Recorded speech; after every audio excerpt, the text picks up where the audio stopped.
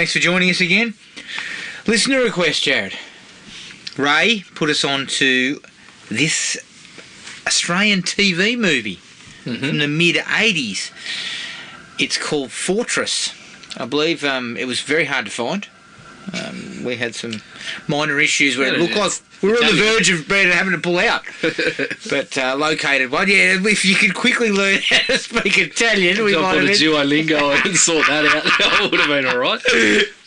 But we got it done. So we'll run through Fortress very soon. As far as what we've been watching, I have watched one thing since we last recorded. Good. Started the new season of Catching Killers on Netflix. Yep, I thought you'd be straight on that. Jared, Netflix just seems to be... like, the cases aren't that interesting. Like, they're just not... Either that or they're just not handled very well. I don't know. But even this show, which I thought the first two seasons were okay, it's just dipped again. It's not as interesting as I thought. I hoped it would be. There's only 4 episodes per season, which seems like a little bit undercooked in the Netflix true crime area. I mean, normally they have fucking 500 episodes. yeah. Because they want to keep you hanging around for as long as that's possible. a plus, isn't it? Probably a good thing. Not so focused on the viewer hours. Yes, correct. But how many hours of that I'm actually awake for is not tracked, unfortunately. Exactly. Not bad, but not great. Yeah, right. So that was all I got to. I've been doing a bit of travel. Good. Perth was lovely. Excellent. My hotel looked out onto a sex shop and a $2 peep show. So, well, at least when you arrive, you can safely say, "Oh, well, there's some entertainment covered, I guess." yeah. If I get a spare few minutes, and I've got a pocket full of gold coins, I'll go down there. I was going to say, you could go to the reception and say, "Can you just have to change some notes for coins for me?"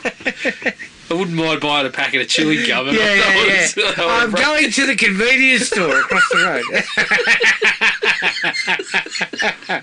I'll be there for a short period of time, and I may come back looking breathless. Yeah, even though it's a short walk, I get tired very easily. I get puffed. So if I've got a bit of a red face when I come back. Currently, blood rushing to the middle extremity. Oh, God. Okay, I can't imagine things would be rushing very quickly at the $2 peeps. But anyway, the $2 peeps is just a you know what? That's fucking false advertising. I'm telling you right now, you're not getting a peep for $2. Yeah, there's a curtain kind of goes, and then it immediately goes. If you see a tit for $20, I'll be surprised. I wonder if the performers get paid in coins too. It's all a $2. It's all running on like the whole reject shops. $1 pops out, they get 50%. Everything's $2. Oh God! Oh Jesus Christ! Yeah, but Perth was lovely. I bet it was. Yeah, sounds like you're in the ritzy part of town. Everyone else was staying in a much better part of town, and I was fucking 3 blocks over on Skid Row.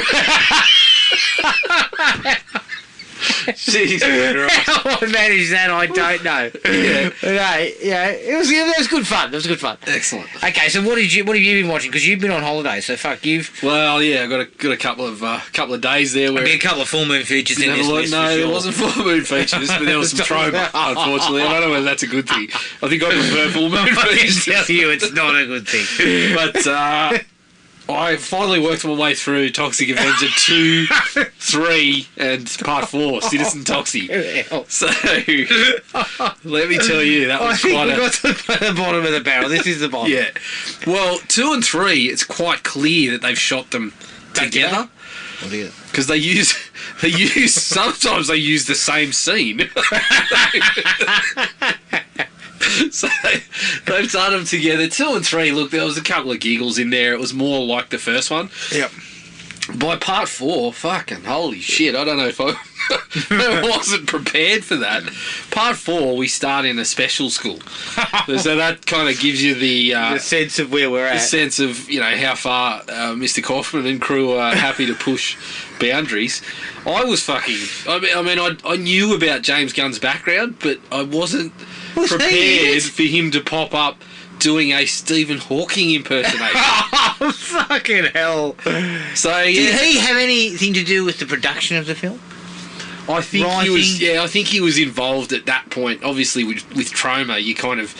It seemed like if you were in one part of it, you were in every part of it. If you were doing something, you were doing multiple bits and pieces. So I think it was around the period where he was, helping with scripts and directing and shit like that. So, yeah, I was fucking...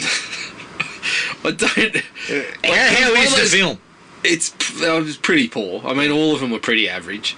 Could have done with a few more scenes of Toxie, punching people in the nuts and things like that. Just a bit of slapstick comedy. Couldn't? But yeah, I think by the 4th one, I was just like, shit, I don't know how far I want to watch you push tastes. Yes, so okay. Fair enough. Yeah, it kind of goes in between these parts where it's kind of funny and then scenes like the first one where I was just like... Why are we starting there? Like, what are you gaining from punching down? It's just yeah. It was a little bit off, I thought, but overall, I still think the idea's got legs. I'm looking forward to the remake if they're going to put a bit of cash into that. Still happening, isn't it? Isn't Arnie involved? Peter Dinklage. Arnie? Didn't they say Arnie was involved very early on? Did they? Yeah. Oh shit. Then Arnie. That was about 4 years ago. So fuck. Yeah. Give Michael Jai White a call. Get him back involved. I'm sure he'd be up for it. Was he in it? He was in 2 and 3. Oh. He was one of the kind of henchmen. Yeah. Oh. So I moved on from that to... I went back to White Man Can't Jump. The original or that fucking debacle? Well, I watched the original and then I watched the new one. Oh, God. So, yeah. The original's alright. The original's still good. Yeah. Still very good. Great performances, a little bit quirky too. I love the angle of Woody Harrelson's missus trying to get on Jeopardy, and the way it plays out it's just very strong all the way through. Yeah. The new one, not so much. I mean, it's more it's funny that it's on Disney because the story has a few more elements that they try to clean up and happy ending and things like that. And yeah. Jack Harlow wasn't bad at times. I thought he's getting for a few laughs were good. A couple of the side characters that are there just to drop a few lines and get a few laughs are quite funny. Yeah. But overall, it's pretty poor. It's pretty average. So I heard nothing but bad things, so I steered clear of it. Yeah, I would check it out. I don't think it's as bad. I think I was prepared for it to be really bad as well. But it was okay. I can't say it was... it highly impressed me or anything, but I don't think it was... Like, I saw reviews that just said it was fucking downright awful, and I don't think it was quite there. I think, especially, I don't know, if you've got an interest in the basketball, that's what it's aiming at, the people that have that kind of interest in it. So I think it hits the mark there occasionally, but yeah, it's not good. So, okay. Yeah. And I got around to a Tubi original, Adam. Don't ask me why. Now, is this the one about the vampire? Yes. Okay. Great elevator pitch. What was it called? Elevator pitch. It was called Captive. Okay. So the elevator pitch is these people bust into a home that they know to be vacant for the weekend, and they find a person chained up in the basement. That person very quickly, it's not a spoiler because it says it in the fucking blurb, but that person is a vampire. Mm-hmm. So I'm like, fuck. Elevator pitch. You got me? Gotcha. Was pretty average. As I said, they seem to go for people that have a bit of a name. You can find people that you've heard of, one or two actors that you might have heard of. So in this case, it was Scout Taylor Compton and Brandon Fair. Okay. So they were in there. The rest of it's just, actors that you've never heard of. One of them turned out to be Jim Jeffries' wife, actually. I'd never heard of her before, but I was just like, I just, scanned IMDb and came across that sort of stuff. Yeah, couldn't say it was good. Again, just, you can see that it's cheap, that it's made very, very tight budget.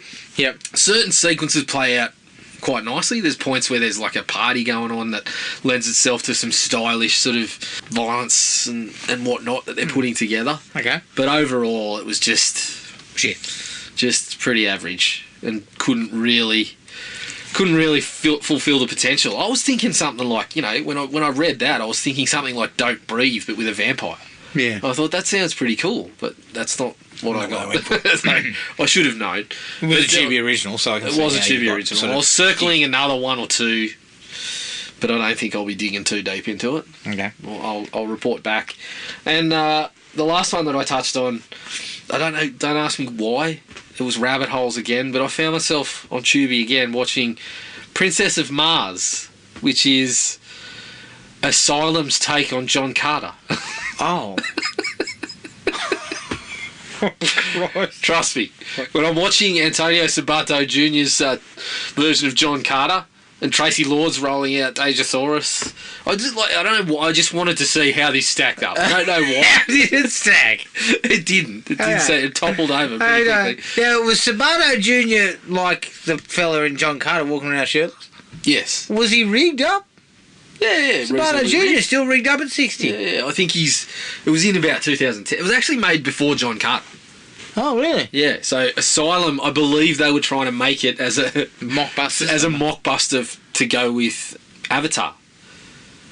But, you know, 2 or 3 years later, Disney's made John Carter, so I thought it'd be fun sort of kind of comparison. No. I don't know whether they had to pay for it because I believe John Carter's in the public domain now. The first book or first couple of books are in the public domain.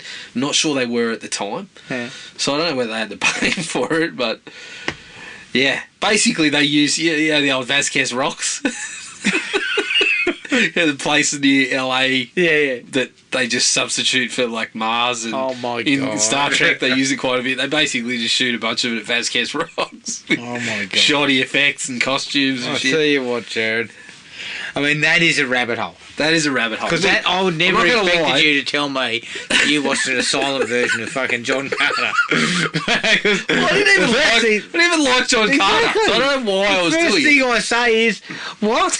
Yeah, well, I can tell I you. didn't even know there was an Asylum version of it. In all honesty, I can sit there and honestly tell you, 20 minutes in, I kind of just stopped and said, what the fuck's wrong with me? Like, what am I doing? But then you went, bah, don't I worry can about see it. it. I charged on. Yeah, I go think on. I did fall asleep at some point, so Yeah, I'm well, you know, you kind of just go back and fill that in, but yeah. You didn't miss anything, I'm sure. No, I don't think so. Is that everything? That's everything. All right. Now, I've got a question for you, Jared, because The Flash has tanked pretty hard at the box office. I believe it had a 70% drop off from its opening weekend, which was only 55 million. I mean, Tom Cruise would not be happy with that. I know. Tom Cruise didn't drop 70% in his whole fucking run with that. Yeah. Yeah, right. He was straight on the phone to Machete going, "What's happened?" Yeah. Like, I give you a boost, and what do you do to it? Yeah. With it? Fuck no, it. it's dropped 70%. It's fallen behind several films like Elemental and all that. Like Elemental hung on to Elemental's like a bit of a- 30%. Like it only dropped 30%. Yeah. So It didn't have far to drop. But no, I didn't have far to drop, but what I it's mean is it still might ahead actually of- have some legs. Yeah. So unfortunately, it's probably going to end up for the weekend, I think, 4th, which is not good. It is not. So it cost $250 million to make. Basically, to break even, they reckon it needs to jump at least 400, I think. Mm-hmm. I think that's unlikely. I would suggest it's probably unlikely. So, taking into account that they kind of wrote this off, let's be honest, the new regime was coming in. They basically had no real interest in how this was going to play out, right?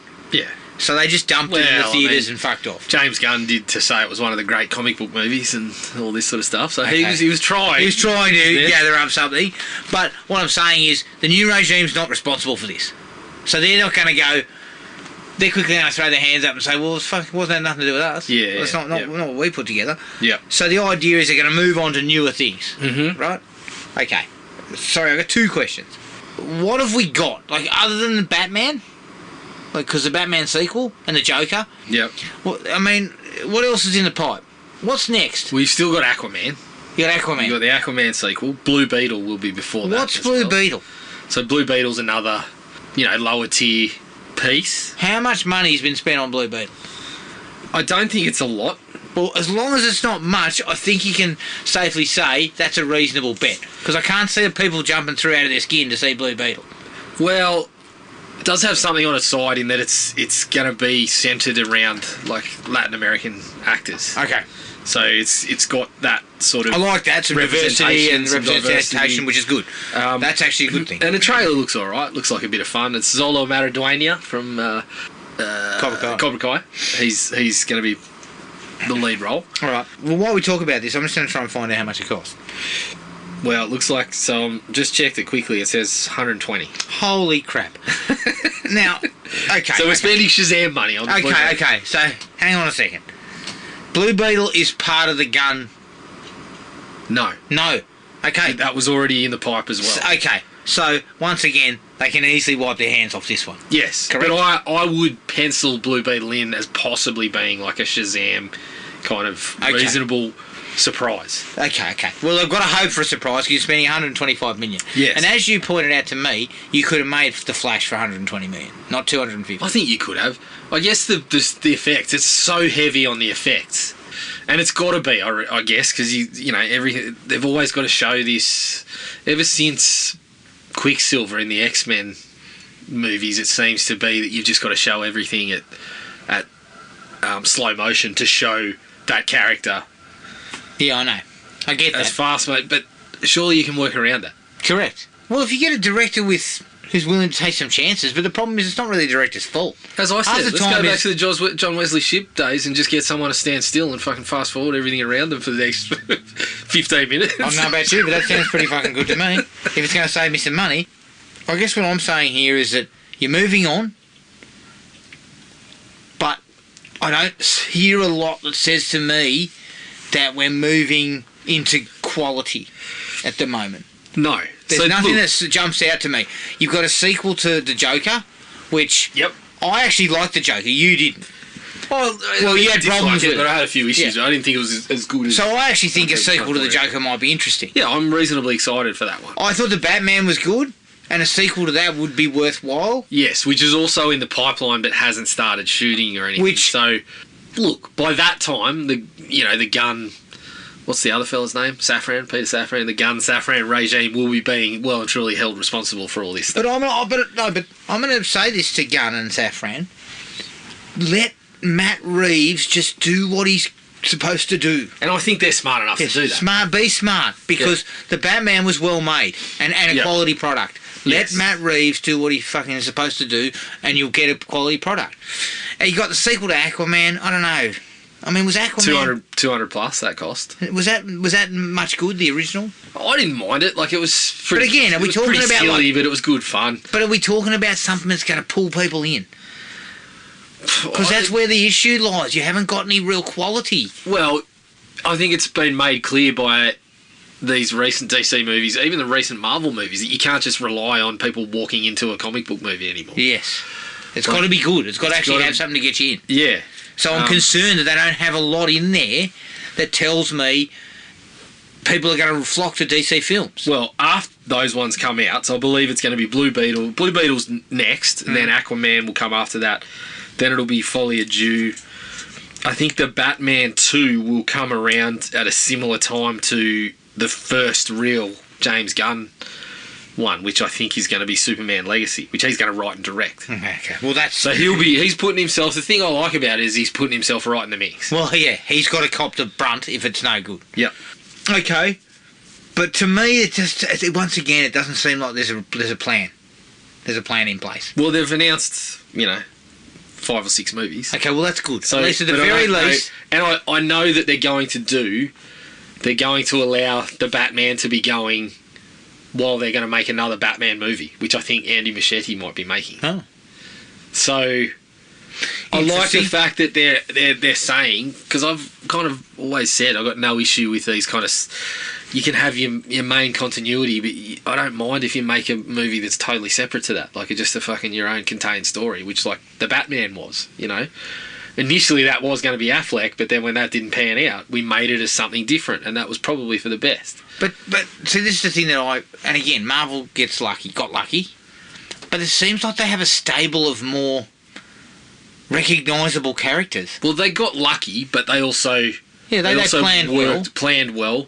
But they've got Iron Man, Thor, Captain America. Iron Man wasn't recognisable. Iron Man was second tier. I know, but they've made them recognisable. Correct. So what DC's got is it's got Batman and it's got Superman, and then beyond that, they haven't made anything else recognisable. So they've done all right, like with Harley Quinn, for example. Harley Quinn was all right, but again, she's been sort of she got screwed by a couple of films that didn't quite pan out as well as they could have. Well, two of the three movies that Harley Quinn was in were pretty damn good. Yeah.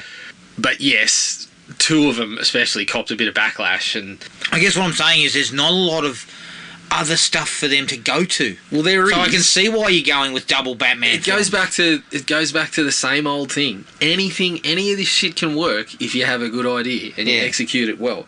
Unfortunately, DC haven't managed to execute any of their second tier stuff well. But the wise choice is that they've gone to James Gunn, who made the Guardians of the Galaxy a fucking, when that was announced, the majority of people, other than people that were really into Marvel Comics, were like, who? Like, at that time, I was reading comics heavily. Still didn't Not so much Marvel. I was more DC, but I had a knowledge of plenty of Marvel characters. At that point, I was still kind of like, who are these guys? I think I may have come across them, but they weren't exactly on my radar. So he nailed that. And he can play. I think he's already announced, I can't remember which one in particular, but he's announced one of them where you look at it and say, all right, well, this is along a similar path. You've got characters that people aren't necessarily as strongly attached to that you can kind of play in the sandbox a little bit. Well, I'll tell you what, if I was to give them some advice. Please do. Cut your budgets down. Yeah. For fuck's sake. Yeah. Wake up and smell the coffee. You need to make money. Now, you make money by not spending so much. Yeah. Okay? Well, the funny thing if you're making The Flash for $250, you should have your head read. Yeah. You look at something like Batman. You can get away with doing that on Batman because that's the character you'll make money on Batman. But even if it's shit, Batman is also a character where you look at it and you say, well, you can tone down a budget on Batman because you don't need as many of the special effects. No. It's more grounded. It's more, you do your crime drama aspects if that's what you're going to go to. Whereas your Supermans, that's where your budget starts to get a bit higher. Yeah. Green Lanterns. Fuck, she's gonna be you're gonna be throwing money at that, aren't you? That never. You gotta have a whole fucking core. You got a whole Green Lantern core that's gonna be fucking flying around the sky with their magic rings and shit. Like unbelievable. No, I'm just saying, don't spend so much money so you can actually build a little bit of, goodwill. The movies are they're not grossly over budgeted. Yeah, they're making a little bit of money. Even if they're not super critically acclaimed, you're making money off them. You have to dip one or the other. I'll tell you one thing that I am cautious with the Gunn regime, and I think James Gunn's going to do fantastically well as long as he doesn't pull out Stephen Hawking impersonation. Well, clearly, if you're looking for a movie set in a fucking special school, he's the man to go to. He's starting with Superman. Okay, that's good. I'm cautious about that. Oh. Because Superman's fucking hard to get right. Superman's a fucking wet blanket. Superman's a wet blanket. He is. A little hard to get right. I'm hoping what he's going to do is going to draw from existing stuff that's been done well. What I want is bring Nuclear Man in. Because that's really where you go. That's where things go well. Yeah. Well, maybe try to, if we can get a Richard Pryor-esque comedian in there to fill a role. Kevin Hart. Kevin Hart, Nuclear Man, bingo. Box office gold. Box office gold. Look, it's an interesting conversation to have because I feel like The Flash is... they basically... This entire regime has thrown one movie in the fucking toilet. An entire film that they made. Well, they threw a couple. I mean, Shazam 2 was treated like a... Yeah, okay. Shazam 2 was treated like it had fucking leprosy. Batgirl was basically just cancelled. Batgirl was canned. Yet, my understanding, Jared, and please correct me if I'm wrong, Batgirl has a Batman angle, because Batman was in it, so Michael Keaton was in it. Yeah. I believe Brendan Fraser was the villain. Is that right? Yeah, Firefly. So you've just so you've got some like. You had something to work with. The bloke had just won an Oscar. Like, you could have fucking leveraged a bit off that. I mean, there was some buzz that some people that saw it said it was fucking unreleasable. So there may be How do you go about making an unreleasable movie these days? Ask DC. Well, they seem to know a fair bit about it. I mean, that could have been someone from DC trying to fucking justify their position. You never really know. But so you treated Shazam like shit. You cancelled Batgirl. Then you just dumped the Flash out there. Yeah. A $250 million movie. They did kind of get behind that a little bit. They got a little bit behind it, but not... You get Tommy Cruise on the phone. Yeah, but not deep enough. Like, it's one thing to say that fucking T. Cruise told you it was a gem, but as you said, that should have been done a week before it was released. Yes. So Tom Cruise is telling you it's the fucking greatest movie he's ever seen. so his fan base is going, fuck. If TC says it's all right, we'll go and have a look. Yeah. By the time it comes out, everyone's saying, what was that movie Tom Cruise was talking about again? Fuck, I don't know. We've moved on to him jumping off fucking cliffs. Exactly. Right? Plus, they didn't get right behind it, Jared. Like, they didn't put the... I think you'll find they probably cut some of their marketing budget. They probably said, "Fuck, we need to save a little bit of money here." Mm. So to me, you've just get Ezra Miller to front up at the premiere. Oh, great! So exactly what you need. You know, you call that supporting your film. You know what Machete was saying? Do not put a microphone under that guy's fucking nose. Yeah. Right. So to me, I would have released it when it was ready, months ago, whether or not Ezra Miller's bloody name was poison or not. Yeah. To me, that was the only time. There was a lot of circumstances, a lot of things. And Michael Keaton would have been doing press. Like, fuck. Yeah. That poor prick hasn't done this as much press as I would have forced him through. He didn't do any, as far as I know, because he was fucking filming something else. So he didn't do any. Hang on a second. So you didn't even have, by the time you released it, you didn't even have one of your key guys that everybody wants to talk to. Correct. To plug the shit out of it. Correct. So ultimately they let themselves down. But simple fact of the matter is, I don't know. I'm looking at this. How many films do they give James Gunn before they start fucking knifing the boat? He's put Superman as his first one. He's put the pressure right on. So, I mean, what? Has he got 3 pictures in him before someone starts knifing him? Well, it depends, because Zack Snyder only got one until they decided to start meddling and rush Batman and Superman out. So, I don't know. Look, different leadership, different... I would like to think they're going to be hands off, and you'll get 2 films before the money people start fucking blowing up and meddling. And start meddling. But yeah, he's put himself right under the pressure with Superman. So I hope he fucking knocks it out of the park and then earns himself a few pictures grace. Yes, because we know he's got runs on the board, but they're not DC runs. They're bubble runs. No, he's got big bash runs. Because even the Suicide Squad at DC was probably a middling hit. Wasn't a No, it wasn't a huge didn't hit. go gangbusters. But it was also COVID. So for Marvel, he's hit a couple of sixes. He's come into DC squad and paddled away a couple of singles. He sneaked one through the slips for a 2. So if COVID hadn't have created problems, I think you'll find Suicide Squad would have done a lot better. But the guy running Warner Brothers now it's all about the costs and cutting the costs. So if they fuck up the first one, who knows?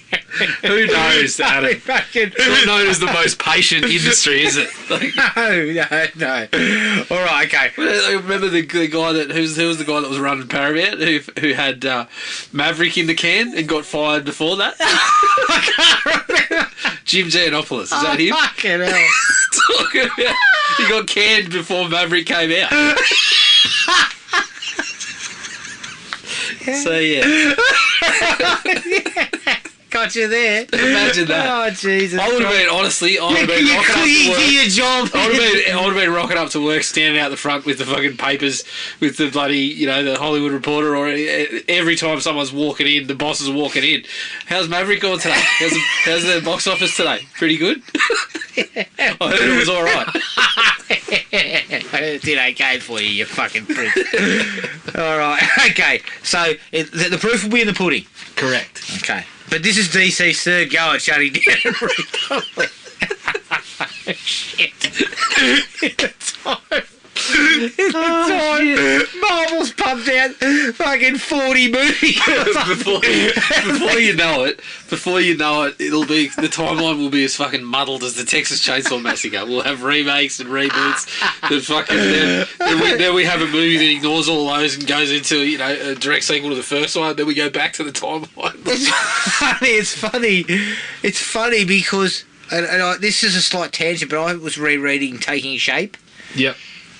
And as I read part of it and I began to laugh heavily and I look at things like this, I just think to myself, some of these studio execs know fuck all about anything.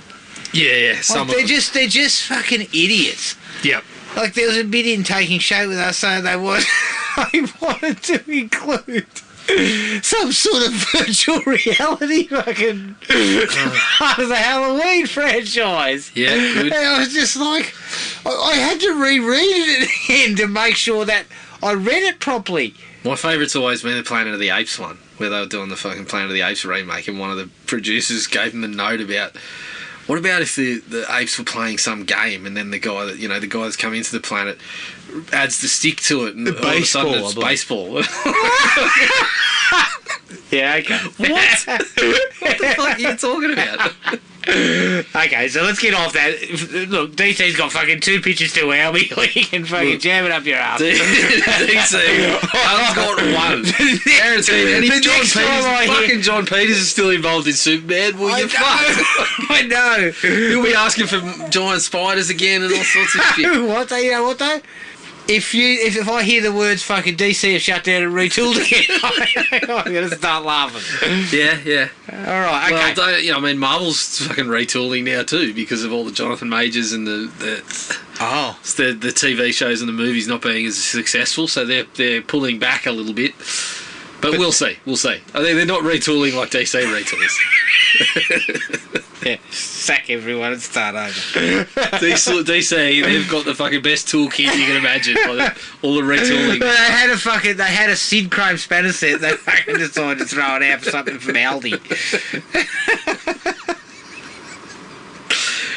One of those specials in the middle of the fucking aisle. Yeah. All right, okay.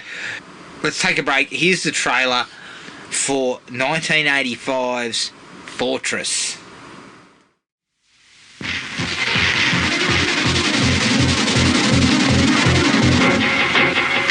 You got 10 seconds to get that kid back, or I'm gonna kill this one!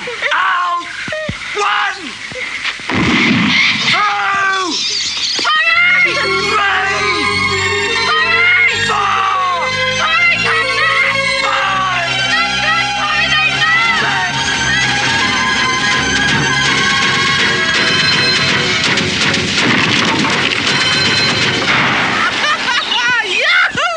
1 phone call with 9 kids.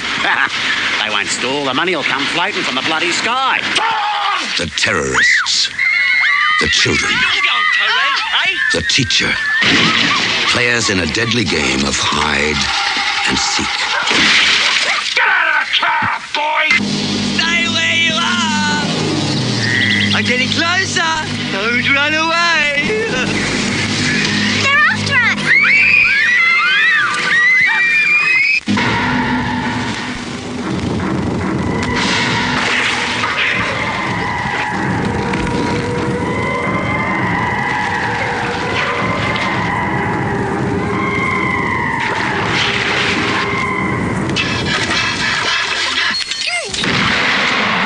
We've got to fight them! We outnumbered them 4 to 1! We'll let them know what it's like to be frightened! We'll get those dirty rascals! We'll get the dirty rascals!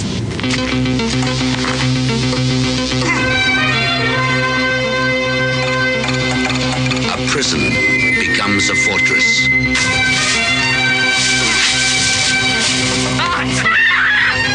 The hunter becomes the hunted. Hell hath no fury like 9 cornered kids.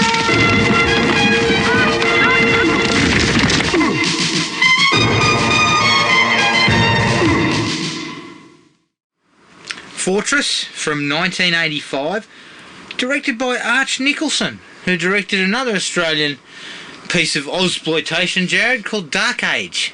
I don't know, have you seen that one? I haven't. I know of it. It's a crocodile one. Oh yeah, it's crocodile moves very slowly. Good. It's written by Everett DeRoche, who wrote Road Games and Patrick, and it's based on the novel by Gabriel Lord. It's produced by Raymond Memeur, who produced Cat's Eyes, not the Stephen King one. This is C.A.T.S.eyes. It stars Rachel Ward as Sally Jones, Rebecca Rigg as Narelle, Asher Ketty as Sue, and Vernon Wells as Dabby Duck. The budget is unknown, and because it was a TV movie, there's no box office. I believe it was made by HBO, though, Yes. interestingly enough. I think they stumped up half the cash. And I believe it actually was released in America first. Yeah. Alright, the film is loosely based on the 1972 Faraday School kidnapping of a teacher and her class by Edwin John Eastwood and Robert Clyde Boland. Eastwood later escaped from prison and repeated the crime with another teacher in his class in 1977. The Faraday kidnapping was in turn a real-life copycat crime based on the scene in the Clint Eastwood film Dirty Harry, where the Serpico killer holds a bus driver and several school children hostage. Now, there's another piece of trivia I wanted to bring up as well, based on the initial actress that was approached. Because it was a film obviously made in Australia, but HBO were involved, American company, they actually wanted to cast a American actress by the name of Bess Armstrong, who I believe was in Jaws 3, might have been Jaws 3, and they, because of Australia's, there was only a certain number of overseas players you could bring into films and stuff, and they were getting quite heavy on it. I believe if you watch Not Quite Hollywood, Jamie Lee Curtis talks about it when she did Road Games out here. Yes. So they said no, they couldn't use Bess Armstrong. So they actually got Sigrid Thornton, I believe, was initially cast in that role, but she was pregnant, so she had to pull out. So they once again went back to asking for Bess Armstrong to be in it. Again, that was cancelled. Rachel Ward was in Australia because she's married to Brian Brown. She's not an Australian. Initially, she's an English-born actress, but she was living in Australia. So that's how she ends up in the main role.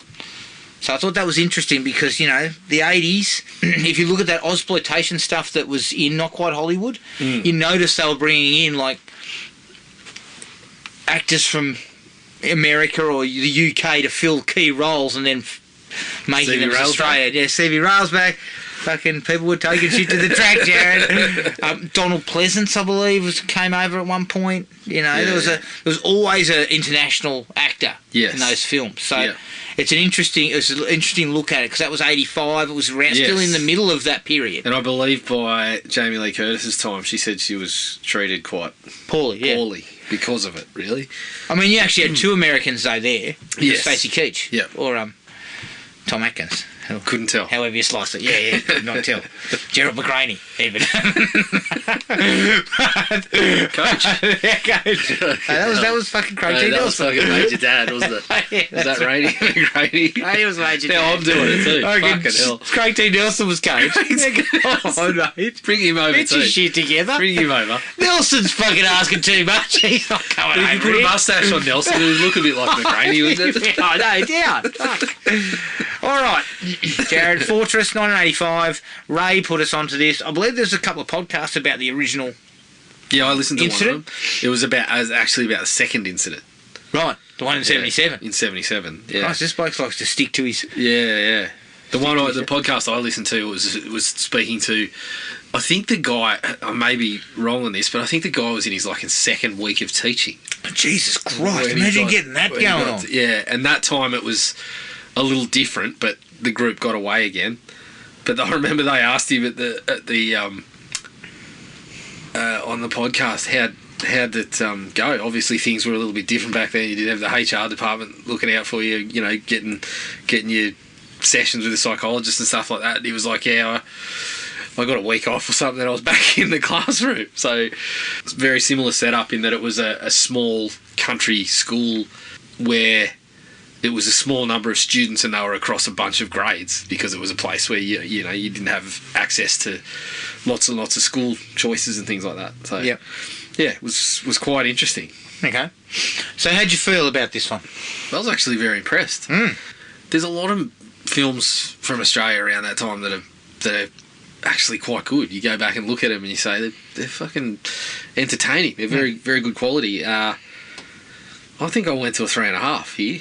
It gets rolling very, very quickly, and I think the decision to focus less on the kidnappers for a large portion and focus on the dynamics of the group works really well. And then so by the end of it, we're kind of, from the point where they go to the house onwards, she's pretty brisk. She goes through at a good pace, and I thought they made some really, really nice moves with what they decided to go with. So I think taking the inspired by angle certainly worked for them because they injected it with a little bit of almost like kids adventure-y elements in parts. Certainly in that midsection. Yeah, and then towards the end of it, I know people have brought up stuff like Lord of the Flies and things like that. They go in that direction a little bit as well. But yeah, overall I enjoyed it. I thought it was very good. 3.5. I went to a 3, but I could easily be convinced into 3.5. Like I actually really enjoyed it. Yeah. It's quite robust for a TV movie. It's quite violent, and it dispenses that violence at the right time. So kind of grab you back in, like to really sort of shock you a little bit. There's not a lot in the way of character development, but the movie gets on the run quickly, so it basically just focuses on that incident.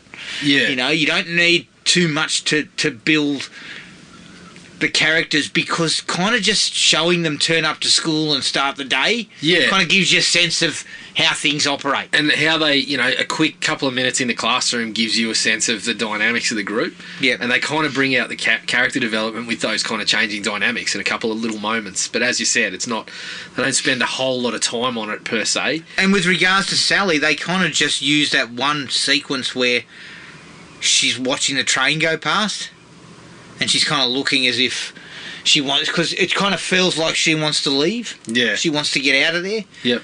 But they don't sort of look into it any further. Yeah. But there is no need to because the fucking captors are already on deck after about 10 minutes. Yes, it's basically the 10-minute mark so that they come in. There's no point in asking whether she wanted to leave or not. Now she's in the shit, Yeah. So I appreciated that. And I think overall, well made. Yeah. Well made thriller that predominantly works well. Yep. Everett DeRoach, he wrote a lot of good shit. Yeah, back he in his did. day. Yeah. Actually, he did write The Fed's Seduction, which was Okay. which was fucking awful. Right. But for the most part, in that Ozploitation period, he was cranking out some good stuff. Yeah. Yeah. Very, very handy writer. So overall, I think it's pretty good. Yeah, I would agree. All right, straight into the likes. I actually think Rachel Ward is quite good in the role. Yeah. And it's surprising because, not surprising, but primarily she was somebody who was in, I mean, her looks were her, were a key part of her. And she is a very striking looking woman. But I actually like the way that strikes off the fact that here's this really good looking woman who's now put in the deep shit and had to sort of fight for a life type of thing.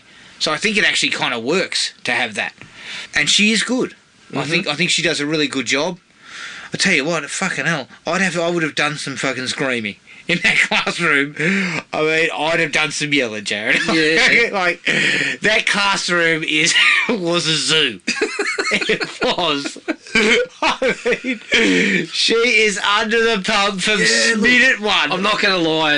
I did look at it and say, geez, I'm questioning some of her teaching strategies here. I think I'd be putting a few different things in place. Yeah. Even then, I'd probably still be doing some yelling. Shut your fucking mouth. But yeah, it's... I think she does well, and it's good casting too, because they start to play off this... her authority in the classroom versus what that means when they're in the shit. Yeah. And I think that's one of the strong parts of the movie. And the fact that she has to rely on the kids. Like, some of the kids have skills out there. Yeah. When they're actually in the wild. Yes. Yeah. A couple of her kids that she kind of felt were a bit naughty, so to speak, Yeah. come to the fore. She outright says a couple of things to them, and then has to not go back on them, but you get a sense of she understands. Well, fuck, that's what we need. Yeah. At this point. But yeah, I'll come back to that later because I've got a few things to say there. Okay. I enjoyed seeing Sean Garlick pre-football career, pre-pies, pre one of Australia's most successful pie makers. Exactly. So yeah, reasonably handy actor. Yeah, he was good, especially as a kid too, because I think he did do some roles while he was playing football. He did. And stuff. Yeah. Cop roles and Cop the like roles. on himbo sort of roles. Like, no, he didn't do a lot of heavy duty acting when he was playing football. Well, you couldn't when you're running around on the... When you get your ass kicked in South Sydney in the 90s. A little bit harsh. But the man makes a good pie. Well, the guy was fucking cracking out pies, mate. If there was anything like that guy had a slasher, which I'm sure we found a tooth or two in. And let me tell you, I had a read about Garlo's pies. They've fucking gone from street to street. Oh, yeah, I know. They've shut down the actual shops selling pies because they're pumping out so fucking many to every fucking supermarket. Yeah, in the country, exactly. Hey, mate, Garlo's no fucking idiot. Garlo's done it's very pretty well for clear himself. that Garlo had a reasonable head for business. Like, as far as footballers who he didn't go into, like the media or anything like that. Yeah, so he finished his football career. And look, Garlo was a solid footballer. Yeah. He wasn't a representative player or anything like that. Reasonable football. You don't play 160 odd games. Yeah. If you're not talented enough. Yeah. But it's pretty clear he was a pretty good businessman. Yeah. So he's done very well. Very well. But and look, he's very handy. The casting as a whole, I feel kind of. The kids aren't too bad. Yeah. Initially, they're a little bit grating, but I feel like it's kind of like something like the Babadook. They're kind of like giving they're giving you the understanding of the dynamics and the atmosphere. They're just putting you in the shoes of a teacher, mate. I mean, I was expecting you to roll out one of those TVs and go, watch a couple of movies there. Shut up. Yep. We're watching who? Now shut the gob. And we're going to be watching it again after lunch. So. Yeah, like it or not. Yeah, I like the fact that the whole idea of Sally is that she has that authority in the classroom. Yep. She's supposed to have, and they look to her when they're in trouble. And she doesn't quite have all the answers. Yeah. She doesn't have all the answers, and she doesn't always deliver. Yes. But she still kind of keeps it together. Yep. For the most part, and I think that's some tough. It's a tough role to sort of capture, and I think she does a really good job of it. Yeah, very good. The gunmen and their masks. Oh yeah, I dug that. The masks look really good. Yeah, and they use them to good effect by not showing their faces and like some of it. I don't even think you don't even see Vernon Wells' face at all. No, you don't. No. So yeah, they use that his head to add up. Yeah. Well, his mask was still on. they use that to ramp up the tension a little bit, and yeah, as I said, especially in the scene in the house where he starts going on about don't use fucking names and all that sort of stuff, and then gets them to set up a table and they start eating, but trying to eat with their faces. I also love that shot of when the first guy appears directly behind her in the window. Yeah, very good. At the school. And it was quite surprising because I didn't expect it to kick off there. Yeah. I was expecting a bit more sort of, a bit more of the teacher fucking pulling her fucking hair out and going, oh my God. And breaking out a bottle of fucking scotch. I have to look, this isn't a big like or anything, but I couldn't stop laughing. I don't know why, but at the breakfast table, the early scene with the family. Yeah.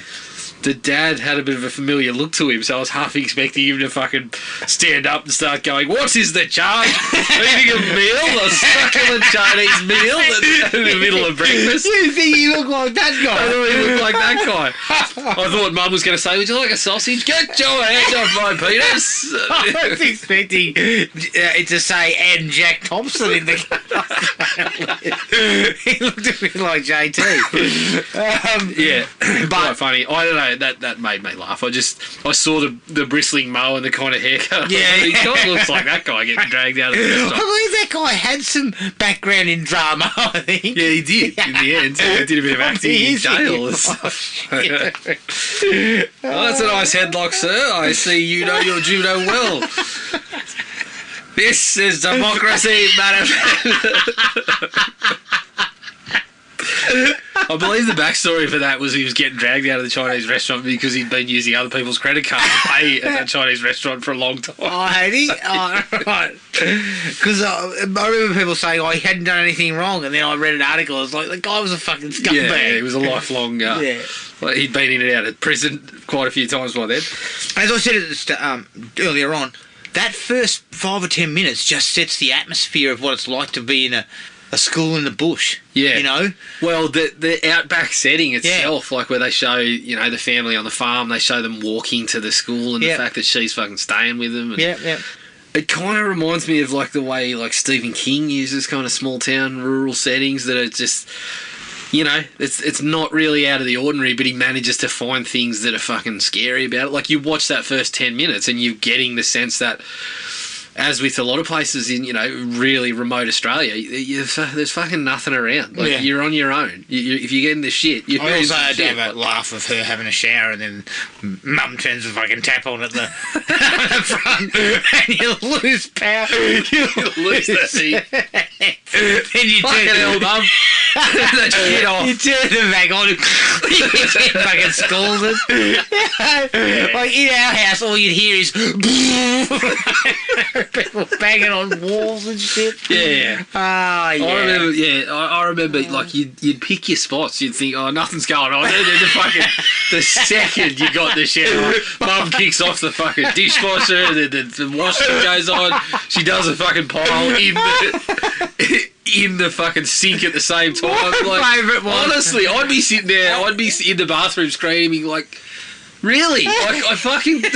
like, no one was using any taps. If I had a shower at like 3 o'clock, mum would start making dinner. No doubt about it. Exactly. Like, we were making a fucking... We were doing a slow cooker. So suddenly everything tap in the house is on. Yeah, we're cooking on the barbecue, but I'll turn every fucking tap on anyway. Jesus Christ. I always used to think, I got to the point where I'm like, she's doing this on purpose. I've been in for a minute and a half and she's thinking, oh fuck, I've got to pay for that water. So yeah, get out. This is one thing I think the film does really, really well. There's a palpable sense of dread the whole time. And what I mean by that is you've got a female teacher and a small group of children of differing ages, some of them female. yeah. And the gunman makes some early comments about gangbangs and stuff. Yes. And I'm immediately like, you're on edge. These guys, absolutely. you don't know what they're going to do. Yep. You don't know how they're going to operate. And then there's always that sense of like they may attack either her or the older girls. Yeah, well, you've got the older girl, which is an interesting, as you said, you really ramps up the sense of danger that you're feeling. Then you've got the young kid. I don't want to say they're kind of fucking saddled with him, but he needs constant fucking support. Reassurance and reassurance. Support, yeah. Then you've got, a few of the others. You got Derek, who's fucking, speaking of pulling your hair out, Derek, Derek, the get dynamic your in the fucking group, ass in the water, mate. the dynamic in the group is really, like, it works really well. And she's trying to like put out spot fires and fucking like, even though when they get when It's they differentiating, mate. You gotta fucking work with everyone. how they put him down in like that hole, Yeah. and then they make a move and they find an escape route, and things are starting to look up. Like we're going to get out of this. Yes. And so what happens is she's putting out spot fires and trying to make sure everyone's okay, but all the while also looking for a way out. Yeah. And so the tension's mounting. Yep. Because we know that we're not done just yet. Correct. We're only 25 minutes in. Yeah. So we're not going to walk out of there, and that's not going to be the end of it. No. So I appreciate the fact that it kind of has her trying desperately to make everybody happy and make sure the kids are all okay, but also telling them to shut up. A couple of times telling people to shut up. Yes, yeah. You know, I like that. Adam, I'm surprised you didn't bring this one up. But did you notice in the classroom she used the word capricious? Yes. It's capricious. And It was, yeah. your great. flyers under. And me, I have to say this seems capricious and arbitrary. Your flyers are. I was hoping we were going to get something like that in the classroom. Yeah, exactly. Yeah, They use a lot of cool things though in the hole. Yeah, well, I was just about to say, I think when they're in the hole, that's where you get a bit of that kind of adventure flick vibe to it. You watch it and you're almost like, it's like a kid's, it's got an aim at a young audience. Briefly there. Yeah. Like it kind of balances that quite well. You get these moments where the kids are kind of... Well, they make the lamp out of the can and everything. Yeah, they make the lamp out of the can, and I think that's in the cave where they're going all the way through to, you know, the pool and getting out. That's where Sid really starts to kind of... Yes. You know, Stamp his authority on knowing... Well, his knowledge of the outdoors and the bush, which she has kind of dismissed at times, like, you know, when she talks to him about the animals and says they're not all here to be killed and, you know, or whatever, she starts to get the sense of I'm not in charge because this kid knows his shit out here, and he does too, which kind of shifts things a little bit and shows that, look, her authority doesn't really stand out here because she doesn't really know what she's doing. She's got a sense of how to keep the kids in check, and it's funny because they end up working kind of side by side. Yes. Like, he doesn't just fucking take charge. He leads when he needs to, but there's still a couple of moments where she says, "No, I'll do this." And Yeah. But I think that was a really interesting kind of part of the movie. It's an interesting dynamic that they explore. Yeah, And I think that's a good thing because it kind of showcases again, like, that she relents in the end. Yeah, To the fact that he has a heap to offer here. And Correct. I need to lean on that a little bit. And in the biggest, you know, under the highest pressure, she goes with what he fucking starts talking about, you know, the rabbit. Yeah, that's great. Yeah, the blind spot. Yeah. Directly in front of them. And she goes with it and kind of, you know, steps to the side a little bit, but does her job of, okay, well, I know how to look after the young kids in this scenario. So and there's a you couple do of what you moments need in to there do. that are really good. The way she talks to the little girl about, or the little boy, the one who needs all the help, about how we're going to play a game. Yeah, And that's how we're going to get, you know, to take a deep breath and count to whatever, then we're going to go under, you know, all that sort of stuff. Yes, yeah. That all works out really nicely. Yep. There's quite a bit of tension when she kind of gets caught under there. Yeah. And she comes up just enough room to take a breath. All that stuff was really well done. Yeah. And Garlic comes fucking steaming through. Yeah, he scoops her up, Well, I'm a great swimmer, and so is he. We're going to do this. Yeah, Like, you and that's right. And he comes through and takes the little girl off her. Yep. When she's stuck. Yep. So that's where we start building that stuff, and it And then they really have the works out well. sandwiches. I thought he was going to say, I got pies for everyone. I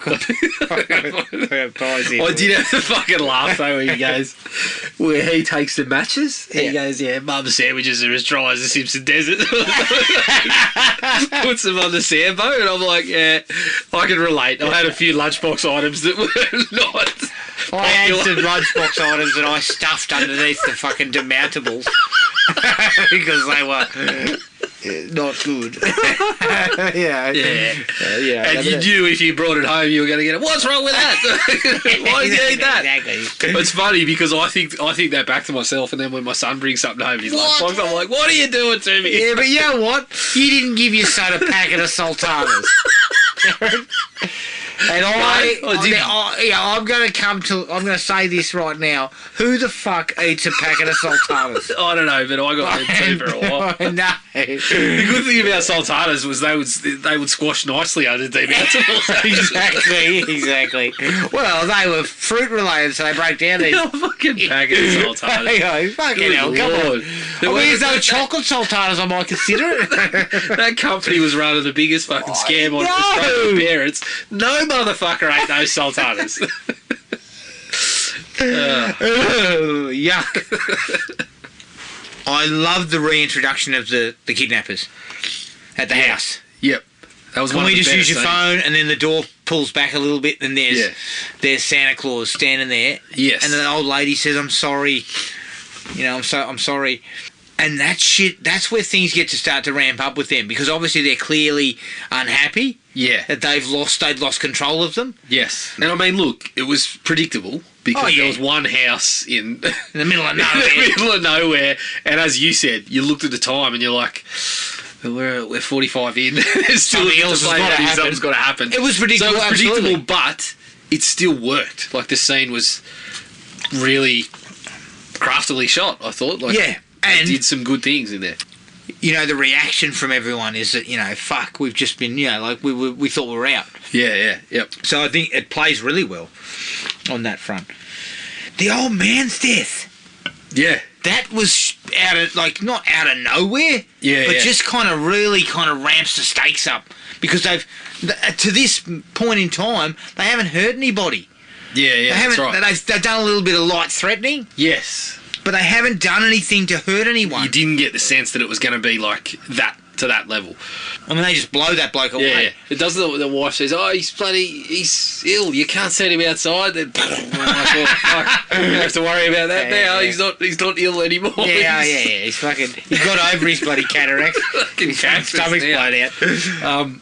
But yeah, like, as you said, that escalates to a point where you weren't sure it was going to get to. Yes, and it packs So- quite a punch. Like, it kind Yeah. of. But also, they do another really crafty little piece. Is not long after that, and they're all taken out into the back shed. Yeah. You hear the woman scream, and followed by. Yeah. So it's pretty clear they killed her too. Yes. So now we've we've reached that point where the villains have nothing to lose. Yeah. We And have her- just committed murder. Her questions from the kids start going from, you know, we're going to get something to eat soon, to, are they going to shoot us Yeah. every hour? So after suddenly that she's got conversation? more to deal with. Yeah, and you can see the cracks a little bit, but you also see, as we said, like a couple of the kids kind of start to use the skills that they have and kind of go to a level that you weren't sure they were going to go to either. Because she breaks down in front of him. Yes. I think it's kind of like important that that's in there. Because Yeah, once again, she's not superhuman. She's not unflappable. yeah. I don't think that was that she was worried she was in any danger. She was sitting there going, "Oh fuck, I still haven't planned tomorrow's lesson." God, what are we going to do? I didn't hire the copy of fucking Hoot from, Yeah. Burrigan. I didn't change the batteries in the fucking remote control. Shit. Yeah, no, it was. I don't know. If I was a teacher out there, I probably would have said those blokes just fucking shit me. How about you run the class, you fucking knob? No, it's one of the best sequences, like one of the best stretches of the movie. Like, there's Yeah. the minutes from when they arrive at the house right through to where they leave that shed, and then it kind of doesn't really slow down from that point. But that stretch in particular was Yes. a real neat And I sort of like the shift. way they kind of entice one of them in there and then knock him out. Yeah. And then he accidentally shoots the little boy, so suddenly we've got another wrinkle that we've got to deal with. We've got to Yeah. carry him out of there. Yeah. I mean, I don't know how he got shot in the shoulder. I expected him to have his fucking head blown off. I thought he was gone for sure.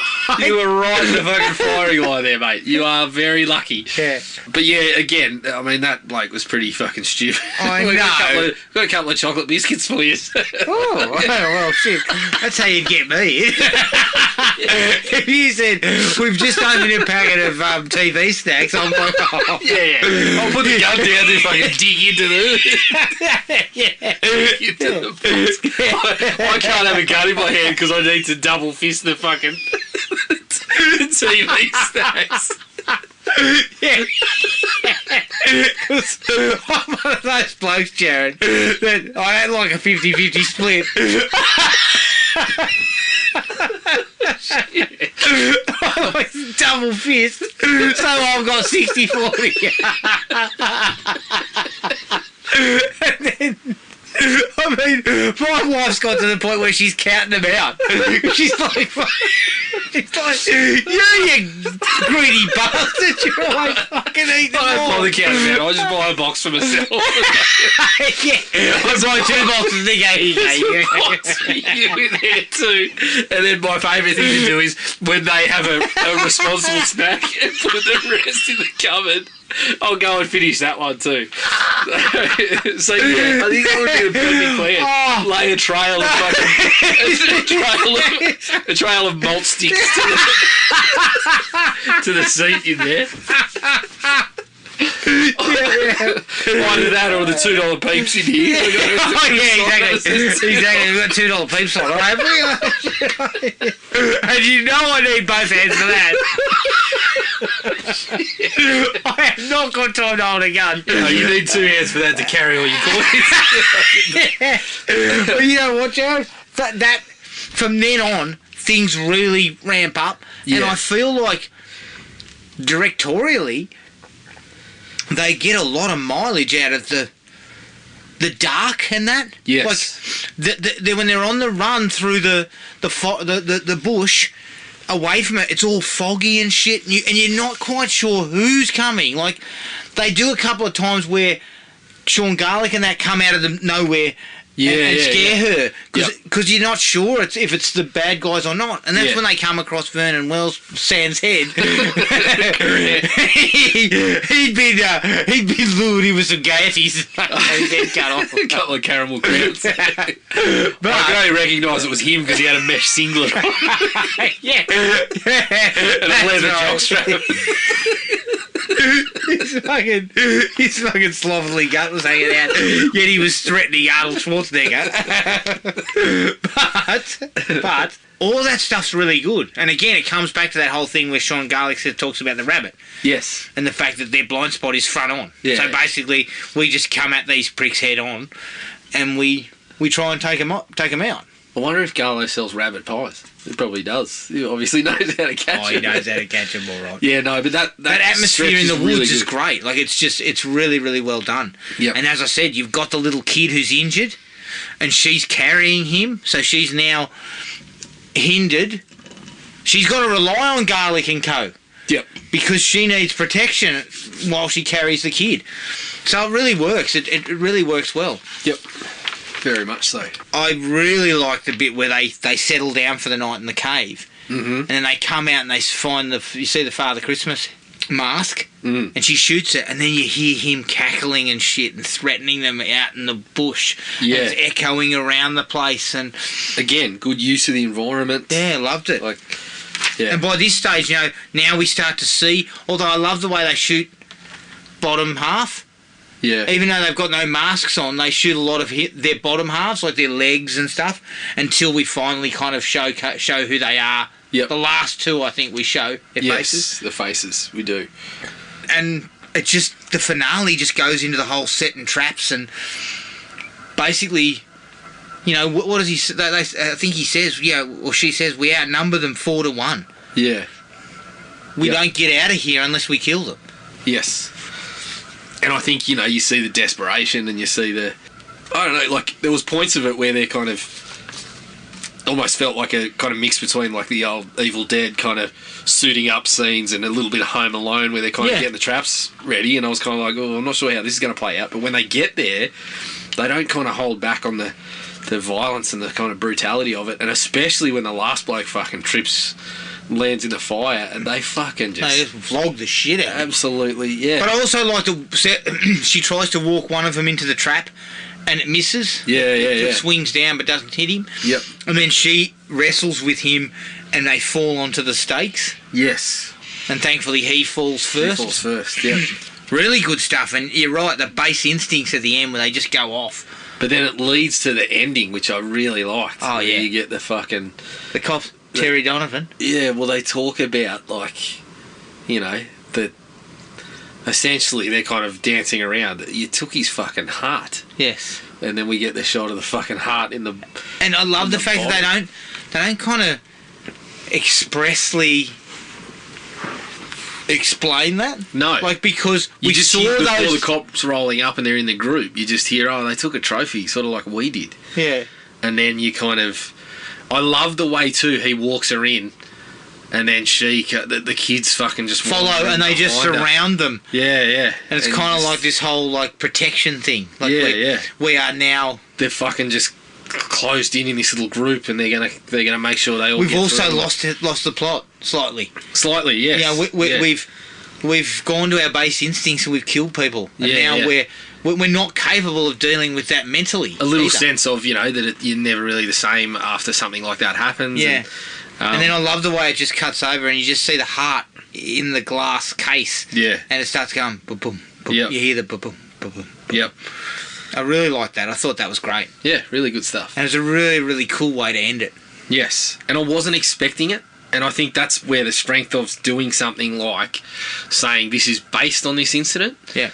Not actually going the dramatised retelling of the incident gave them the licence to do something like that. Yeah. And I think it was an excellent move in terms of a film like this. It really worked. And again, the dynamics of her when we first see her in the classroom to when we see her again when it's over. Yeah. She's reading the book and everyone's happy and comfortable, and then when she talks to the cops, she's kind of got this kind of like...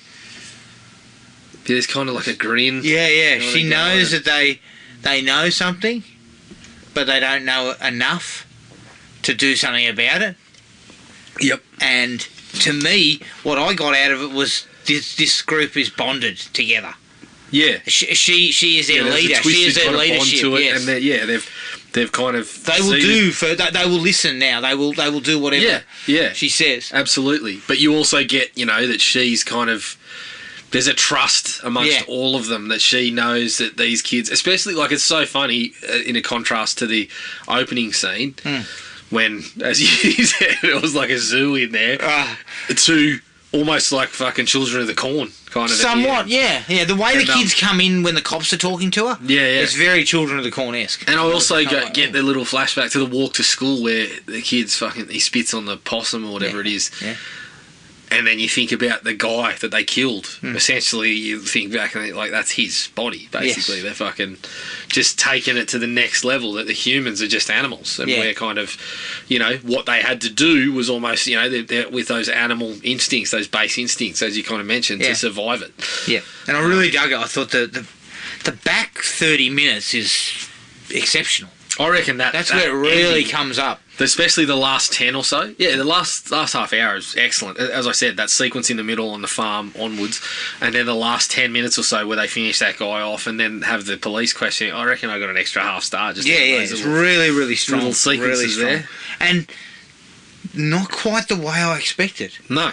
Like, I didn't expect that. Yeah. I expected it was just a survival tale. Yeah, it's quite unique in that sense that it does very closely mirror some of the real incident. Yeah. But they take this license and add a Lord of the Flies element and a few other things. Narrative perspective works really nicely. Yeah, agreed. Did you have any other likes? No, that was pretty much it. I mean, I could go back and do some more fucking impersonations from the bloke out of the Democracy Manifest video. Democracy Manifest. Don't touch my penis. There you are, sir. Waiting to receive my limp penis. Yes. Good times. It never gets old, that. Okay, brilliant. The dislikes. The music is terrible. Yeah. Terrible. There was particular very intrusive where it was really intrusive. And they use it in add it to sort of almost like sound effects. Yeah. And it doesn't seem to change. It's almost always a fucking blaring Casio keyboard sort of sound. Yeah, fucking Harold Faltermeyer fell asleep. No doubt about that. Yeah. But it kind of sounds real tin pot. It sounds kind of tin pot. Yeah. Like it's just. There was points where I liked it, but there was also other points, as you kind of pointed out, where it did feel really over the top, like intrusive. Very overbearing. I said before, and I don't know this. I put this in the dislikes only because you don't really know them. You don't know much about Sally. No, she's a character who kind of, yes, she's changed a little bit by the end, but it's not because we don't know a lot about her. other than the fact that it kind of felt like she wanted to leave Yeah. because she was quite harried in the classroom and all that. Yes. And she's very cold in that opening moments at the house. Yeah. She's not particularly. But in the long run, I don't think that hurt the movie too much. But the more I you're think right, about it, it doesn't, because it's more about the incident. and you get it in the interactions in the group. You get enough that you need for the story. Yeah. I guess you're right. We probably could have done with a little more from her and interaction with the kids early, rather than just mum fucking scolding her in the shower and all that sort of shit. But yes, I get what you're saying there for sure. Tommy, pain in the ass. Let's go. I mean, if the fucking gunman hadn't have shot him in the first 5 minutes, I would. Honestly, I would pay to see you in a classroom for a day. I think that would Tommy, be the most you're a entertaining. fucking pain in the ass. Now get down the back. I also, Derek. Oh, Derek. Derek had some problems. There was a point where it's like, Derek, look, in the classroom I'm trying to work with you here, but we're out in the bush in a fucking survival situation now. I need you to cut the shit out. Yeah. Get your fat ass in the gear, brother, because this is not going to go well. I am not in the best of moods right now, mate. No. But yeah, look, a couple of the kids were a bit grating. I felt like that was done purposefully to build up her kind of frustrations Yes. that were there at the start. Yeah. And then we turn that around, we twist that, we flip it when we're out in the bush. Yep. And that works for Sean Garlick's character, Yeah. but he's not as much of a pain in the ring. Yeah, but from Tommy and him, Derek, it flips to where you can see that Sally doesn't value what he's got to offer. He's Yeah. talking about shooting the fox and how he's really excited about it and all that sort of shit. Well, that doesn't matter to her until we need to fucking... we need to hurt someone. Yeah, I liked that from that perspective. I think this may have been for the HBO audience, but the very initial breakfast with the family, just me, or were they ramping up the Aussie kind of There's a vibe bit to of that, yeah. over the top? The highlight for me was when his brother rolls out. What does he say? Oh, Derek bought a possum for the science table, and Christ, was that on the bugle? And I was like, yeah, okay. Not everything we say audience is like that has gone way over their head. Christ, was that on the bugle? But then I saw the science table and I thought, fuck, that must have been on the bugle. Look at it. Yeah. You got fucking the heads It's of show and animals. tell. Don't bring me fucking roadkill. You know what I mean? It looked like all of it was that. Like, science doesn't just involve dead animals. I mean, you could bring a plant and sit it on there and you're still talking about science. Yeah, there's a scientific involvement in that. But yeah, there was fucking dead dingoes' heads. Jesus Christ. But again, that might have actually been playing into their base instincts later on. Of course, because later on, like, I wasn't thinking about it at Well, the that's time. how the heart she comes was into play. Chekhov's science table, Oh, yeah, mate. yeah. Fucking, the heart comes into play beautifully exactly. later with that. And when I saw that, I was like, yeah, that's paid off very, very nicely. But Christ, it still smells. Yeah, I know. Everything on here fucking stinks. That head, there's fucking still ants in this. If you are bringing a dingo skull, actual dingo's head to the science table, you need to see a taxidermy. Exactly. You need to see that thing. flesh, that's going to rot, and she's going to fucking stink the classroom. We have one room in this fucking school, and if we can't fucking stand in here because of the smell, what are we going to do, basically? Yes. Now, look, Sally, keep your kegs on. Good old Sid looked like he was having a fucking heart attack. The first time. Yes. She still had her underpants on, I believe. Yeah, But other than that, she dropped everything else. Dropped everything. And I'm thinking, So she nuded up eventually in that first bit, didn't she? well, I don't know. Okay, well, fuck. Poor good old Sid's just... Sid doesn't have to go to the $2 piece. Jesus Christ. I understand you're in a survival situation, Sal, but Jesus. Yeah. Look, your clothes are going to dry. We need to be Work careful that on this out. one. They're still impressionable young kids. Yes, correct. Yeah, not your finest call there. You pointed out the kidnappers disappear, Yeah. and it's a good thing. Yeah. To an extent. I would like to have seen just a snippet somewhere in that 30 minutes, maybe in the middle of that 30 minutes, where we just get a little sense of that they're arguing amongst each other. They found out the kids are gone. I actually thought they were going to move the boulder for a bit. Yes. I thought when they were away looking at the pool, they were going to sneak in we moved the boulder and the kids are fucking shit. What are we going to do? Yeah, that's right. I think that would have just heightened a little bit of the tension there. But I can sort of, now that I look at it, feel like, well, we went away from them and it kind of works later because they come back with a vengeance. Yeah. And then we're stuck with them for the rest of it. Yes. Probably maybe just, like you said, just one little moment to remind us that they're still there, still a threat. And they're still a threat, yeah. So they roll the boulder inside the way, they realise the kids are gone, they're like, fuck. And then maybe even put one of them inside the cave heading down after them. Yeah, or something like that. You could have perhaps thrown that in there. Yep. I mean, it wasn't necessary, but I think it could have worked. Narelle, we just need to stay put and drag these dickheads in here. And yet you decide to go for a stroll. Yeah. And put everyone in the poop. Yes.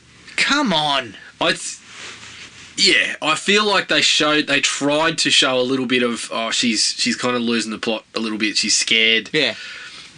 To explain that, but it still came off as, what are you doing at this particular I mean, there's point? a lovely shot, though, where she's hurt her foot and she drops down into the ground, she crawls into a little crevasse, and then one of the kidnappers drops in front of the camera. Yes. Directly in front of it. Yeah, that was I thought that was a really actually cool shot. And it sort of, once again, it kind of heightens that sort of tension. She's right there and he's right in front of her. And they're looking for her, they're calling out for her, trying to use her as leverage, basically. If they can get hold of her, Yep. they can force the hand. Correct. I love the idea of that, but you don't need to go anywhere. You've got these guys by the balls. They've got to come to you. Yeah. Yeah, I get what and it's a trap. What you mean there. Yes. And if you're any sort of crim with enough sense, when you realise that the only way in is to go into that cave, you're not going in there.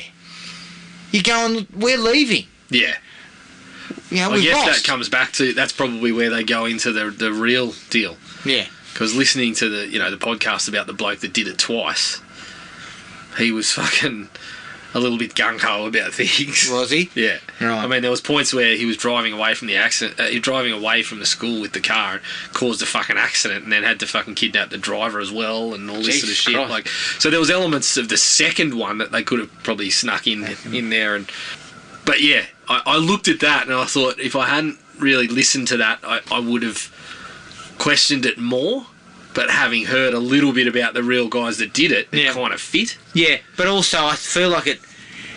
If you don't, you're taking your artistic license. But if she doesn't do something stupid, you don't build that idea that they're both chasing her. Yes, yeah, and that Sally's trying to get to her to get her back in there, so she can't be used as a pawn to fuck them over. Yeah, if the bad guys catch up with her. Yep, which is a good manoeuvre. Like it's a good, interesting way to kind of keep everything going. The last thing for me is, you're scaring the teacher with this fucking Santa mask? Come on. Not a good idea.